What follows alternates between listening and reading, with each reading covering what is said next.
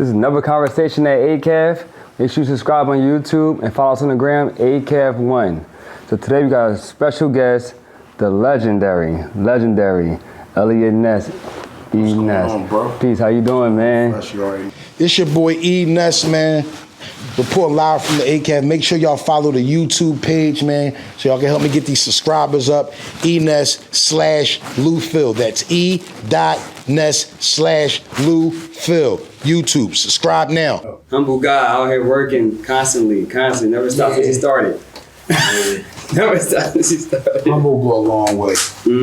Being aggressive goes further. Wow. You know what I'm saying? Yeah, I like that. So I like you gotta that. be humble and aggressive. You gotta be humble and aggressive. Yeah. How do you do that?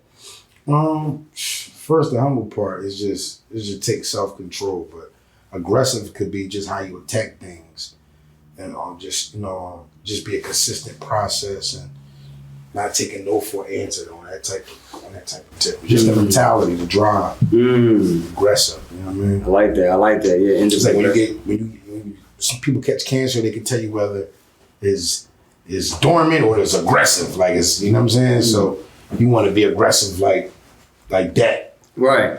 And I ain't gonna lie, I see Humble, when I see him, it's always humbly, just up fresh, but when you get in that ring, when you in that booth, aggression is a whole different guy. Right. A whole different guy, so I definitely understand what you're saying. So you always talk about Southwest, so that's where you're born and raised, that's where you're from? Yeah. Been out there since '87. And it's just been a while. That's where I first learned how to, rap and write rhymes and craft songs. And early on in my career, I befriended a guy named Black Key, and he was part of a group called Bum Rush. So he was like one of the early producers from the neighborhood that really took a liking and took a shine to what I was doing and helped develop me and nurture me as an artist and writing bars and structuring songs like that. So that relationship took me all the way up to the point where I signed with Making the Band. A lot of people don't know when I signed with the Bad Boy, it was through my production deal that I was signed to Black Key Productions. That's heavy. So I came in the game as a boss from my first deal, which was a group effort, and then my solo deal in 2006 on a whole nother distribution company. Damn, see the Southwest, rapping. Right, yeah. Making the Band. Fun fact about I heard about you was you used to be part of a group. Yeah. That's heavy. I didn't even know that. Bum Rush was like Wu-Tang before. Well, Wu-Tang came out around the same era. Yeah, I'm an old cat, but you know what I'm saying? Wu-Tang came out, so around the time Wu-Tang came out, it was like hip-hop was real cliquey. It was all about groups. They're not really like as popular as they was back then, but Wu-Tang, Onyx, The Roots, Illegal, Souls of Mischief. So you gotta understand like the group thing. So I was in a group called Bum Rush along with my producer Black Key and 4 other members. But it was like little groups inside the group. And then we all formed like Voltron. And then we all stopped being our separate artists and then became one group, which was called the Bum Rush. The Bum Rush. Yeah, the Bum Rush. That's hard. All spitters. All Southwest guys? Mainly, yeah. Mainly we was all from the neighborhood, the area of Barton Village. When I was the younger guy at that time, but all of the older members, they had grew up there and had lived there. Like the Barton Village was their neighborhood. Did you have any like influencers as far as like locally, as far as Philly artists or even locally as far as industry artists? Well, my cousin is Malika Love. I don't know how far people go back, but Malika Love was like one of the premier female artists out of Philly. Okay. Like she had 2 big songs. She had a DJ, so she was in that era where it was the Kwame, the 3 Times Dope, and the Fresh Prince, and the Larry Lair. So that was kind of her clip. And she's actually in the video. Will Smith joined DJ Jazzy Jeff and the Fresh Prince. I think I could beat Mike Tyson. When he first running up the steps, that's my cousin Malika Love. I'm giving him a hug. She the first one that gave him a hug from the steps. So she was a female rapper that had some mainstream success, and it's kind of like in the family. Like I came along and did my thing, but I watched her first, so that was like one of my first influences on music. My own cousin, she was doing it at a high level. I remember going to the Spectrum and seeing her, and when I watch movies like NWA, I can recall there's a scene in there when they came to Philly, NWA, when they did the Philly tour, when they did their whole tour, and they came to. I was at that concert because my cousin opened up for me. Yeah, that's heavy. Yeah. That's heavy. Okay, so see, influencer, you came up, started rapping, you was heavy in the Philly scene, then you went to making a band. Mm-hmm. Now you're national. Right. You know, like now you're national. And how was all that experience as far, not even just the whole episode, but as far as like going through it, and then when it was over, just coming back and just having that experience of being around somebody such as Sean Buffy Combs. The amateur, I would say the amateur, that's like the toughest thing. When you amateur, because you don't know. You don't know who's interested in you. You don't know who likes what you're doing, or you don't really have anybody around to direct you or, help develop you. I had that. So about time I got to making a band, it was almost like the mentality of about time, because I had been working since 14. So it took me 11 years to go pro. So making a band was like just a testament to me that I really had the goods and I really had, talent. And then, that was like the point of no return for me. So when I got up there, a lot of artists don't know, and it might not be like true in today's climate of hip hop, but back then it was almost like, don't come up here with them battle raps and don't come up here with this and that, because we making records. So, you feel what I'm saying? So they kind of reprogram you. So everything you learn or whoever that you came up with and like developed yourself, all those things don't count when you go pro, because you're in the business of making records. That's why it's called show business. So everything is calculated from the studio time to the booking of the travel arrangements when they move you around and stuff like that. So everything is counted for. So everything got to count. So you really don't get the type of push that these other big artists have if you don't have a breakthrough record. You don't even make the top of the list to come out with an album if you're not striking and getting BDS and people is really talking about your project and the music that you're putting out. So it's almost like it has to be a campaign before the campaign. And these are all the things that I learned by watching and absorbing Sean Combs for all these years. Thanks. Okay, so post Sean Combs, I want to give you followers now because I want to say from the Making a Band crew, and I'm not saying because I'm from Philly, I'm saying this just being an observer of hip hop. Right. It seems like you had the best career after as far as just staying relevant and keeping out content more than like I see Chopper, Dollar, shout out to all of them. Yeah, well, that's not solely true, and I promised myself I wouldn't talk about the band no more because I'm doing a party in Philly June 17th. It's called Eness and Friends. Got DJ Self from Love and Hip Hop DJ, and I got Charlie Baltimore, Philly, and Broad Street Bully, Beanie Siegel coming out, as well as all the lit Philly artists, battle rappers, the URL. I got everybody coming out showing love, and it was supposed to be like a reunion thing with the group. That's high. Now Chopper got in legal trouble, and then a couple people fell by the wayside. But that's not solely true because Babs, she has her own platform as far as the female battle league. Oh yeah, she has Queen of the Ring. Yeah, and Dylan, whatever he's doing, he became more he went into the direction of being a DJ. So he's more like of a party DJ, an event DJ, and Fred, he kind of laid low because he wanted to get from out under the thumb of the whole bad boy and the dark cloud that has followed us. But that's cool. It's not solely true that I'm the only one, but I have been consistent because that's just my drive. That's who I am. I'm gonna never let you have the last word and say, this is where that's left it. My story gonna continue on and on and on and on and on and on and on. My story might outlive a couple niggas. You know what I'm saying? Longevity. Niggas shit might be the end of their shit. Damn, Ness still writing his John. How the fuck we stop? He's still going? So that'd be like my reward all these years to be around 20 years later, still hitting the stages as these 21-year-olds and 19-year-olds, still be able to make drill music and conform my music where it don't sound like I'm forcing it. Because once you come pro, their marketing dollars and the people that they have, staff and to get behind your project, they see it one way. So when I got the Bad Boy, they seen me as 50 Cent was like the end all tell all. So they tried to craft me as a 50 Cent. Well, they don't know I could do all them things. I can do hip hop. I could do hardcore hip hop. I could do party music. I could do drill rap. I could do, I could do all those things. And a label will try to, we want to sell you like this. Where now You got artists that's just coming up, and they get a song, they go viral. May have a dance come with it, may not, but there's no more artist development. The walls have come down. You have a record, you right on the road, you touring. You may not even drop an album. You might just keep dropping single. That's the way your shit move, and there's no really rush for you to come and make a project or body of work because you're making so much money on the road from the singles that you drop.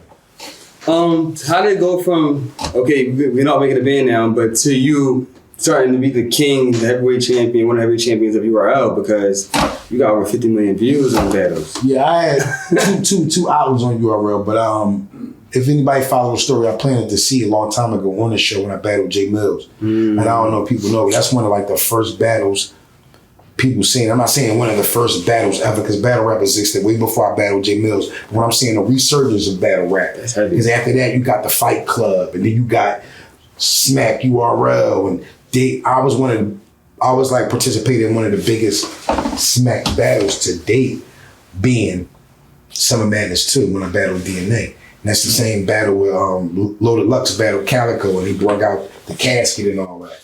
The Murder Mook battled Iron Solomon for 5 rounds apiece. And the T-Rex battled A-Verb. And Puff was up there, and he betted 10,000 on certain battles. Remember that one. So I was one of the most iconic battles when it comes to URL.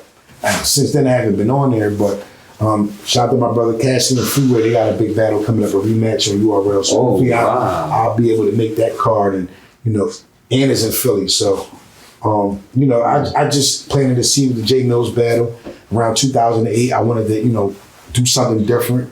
And I seen battle rap, creeping back up to the mainstream.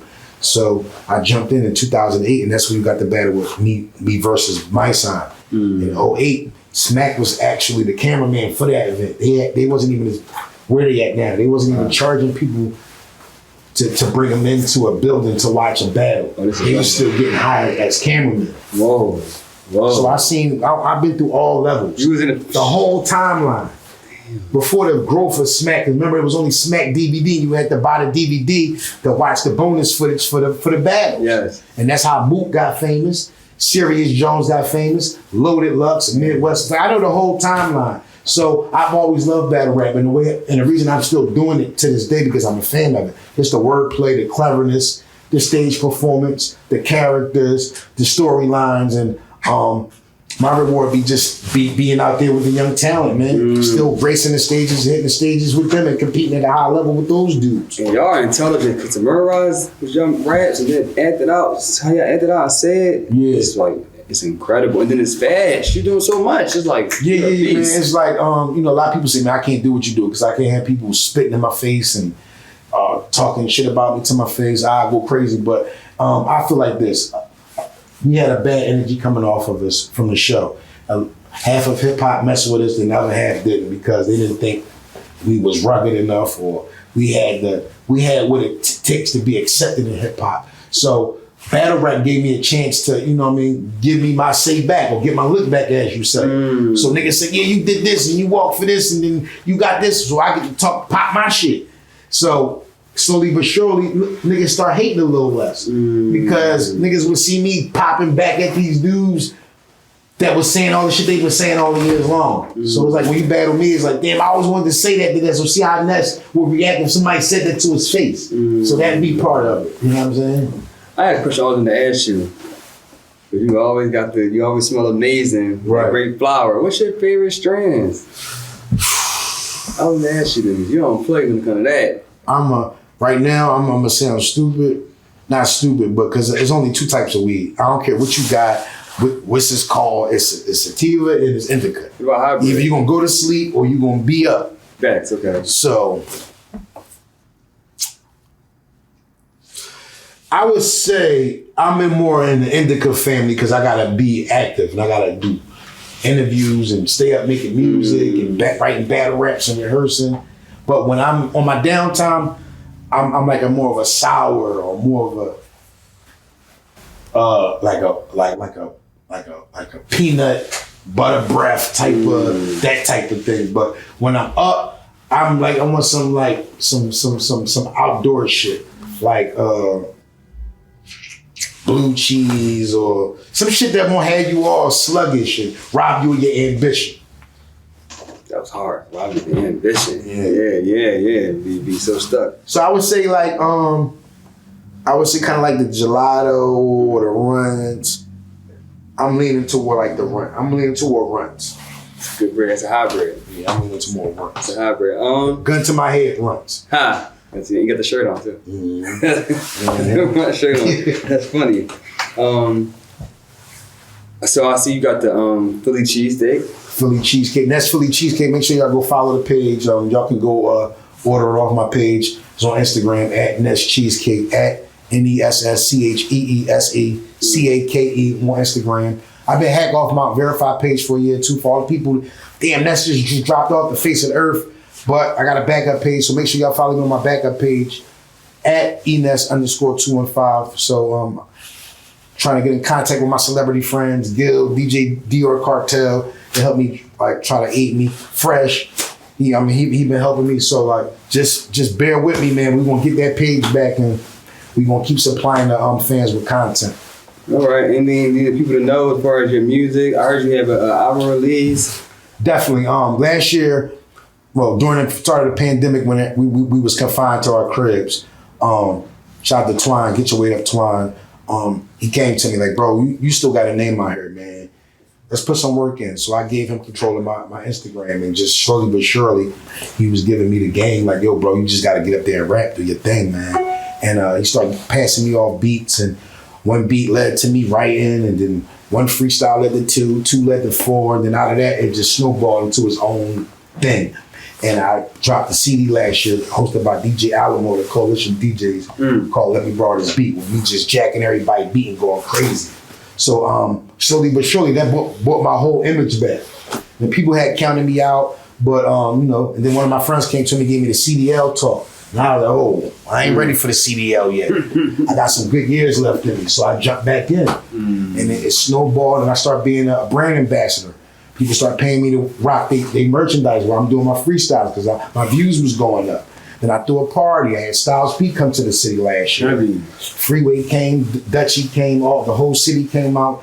And now we bring it to 2022. I got Self, Charlie Baltimore. I'm dropping the album. I got Benny the Butcher on the album. It's called Eness and Friends. I got Benny the Butcher, Vado, Cassidy, Freeway, Oskino, Zai Sosa, Corey Guns, Method Man.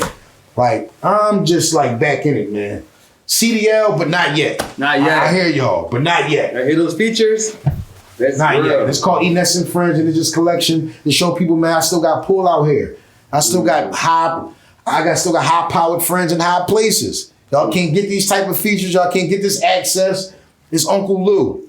Lou gang the merchandise. That's another thing I got popping. I got the Ness Philadelphia cheesecakes. I got the Lou gang merch. Everybody asks me, Ness, what is this Lou stuff you keep saying? Lou is my real name. My real name is Lloyd Eric Mathis. You turn the M around to a W because I'm winning. And it's an acronym for Longest Everybody Women. Let's go. Love it. So when everybody call me Lou, then that's his real name. Y'all hear him. So everything that people use to throw shade at me, I flipped it. You offer cheesecake. Now buy it. Wow. Oh, you ain't lost the fight with Fred. Tell it to my face, so I can fry you in front of all these people, make you look crazy. So everything people use against me, I'm now using it against them. Go give me a piece of cheesecake. No, but you can buy it. Matter of fact, stay where you are. I got to deal with DoorDash. They'll bring it to you. Woo! See? Stop playing with you. Never count me out. I went to Central High School, one of the top academic schools in Philadelphia. Don't play with me. I'm smart and book smart and street smart. Damn. And I'm on my shit. And all you young niggas, y'all got to deal with it. The climate is I'm around and y'all not going to outwork me. I'm going to sit down when they're not going to sit me down because they're not going to find another duplicate. There's no duplicate Ness out there. There's only one-on-one. And that's why they can't say, stop doing what you're doing, or because if I sit down, there's nobody going to fill that void. Nobody's going to bring the energy. Nobody's going to bring that type of tenacity. Even on the interviews, my interviews do 217,000. But see, like, why you keep talking about the band? Well, why do Rick Ross keep talking about the real Rick Ross?